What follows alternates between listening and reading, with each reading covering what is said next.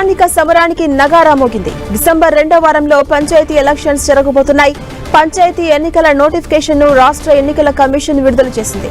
రాష్ట్ర వ్యాప్తంగా 12,728 సర్పంచ్ స్థానాలకు 1,12,242 వార్డు స్థానాలకు మొత్తం 3 విడతల్లో ఎన్నికలు జరగబోతున్నాయి.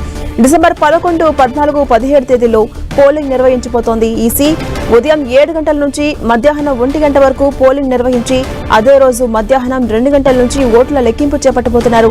రాష్ట్ర వ్యాప్తంగా ఎన్నికల నియమావళి నిన్నటి నుంచి అమల్లోకి వచ్చింది. రేపటి నుంచి తొలి విడత పోలింగ్ కు సంబంధించిన నామినేషన్ స్వీకరించబోతున్నారు. 2వ విడత ఎన్నికలకు ఈ నెల 30 నుంచి, 3వ విడత ఎన్నికలకు డిసెంబర్ 3 నుంచి నామినేషన్లు స్వీకరించబోతున్నారు.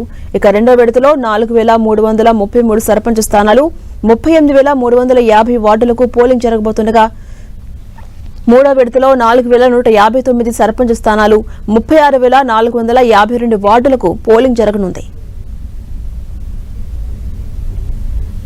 గ్రామ పంచాయతీ ఎలక్షన్స్ జరగబోతున్నాయి అని తెలియజేసుకుంటూ ఉన్నాను. మరి గ్రామ పంచాయతీ ఎలక్షన్స్ 3 దఫాలుగా చేయాలని నిర్ణయించడం జరిగింది. ఒక ఫేజ్కు ఇంకొక ఫేజ్కు 2 రోజుల వ్యవధితో ఈ షెడ్యూల్ అన్నది నిర్ణయించడం జరిగింది. మొదటి ఫేజ్ గురించి ముందుగా చెప్తాను. దీనికి నామినేషన్ 27 నవంబర్ను ఉంటుంది, అనగా ఎల్లుండి నుండి.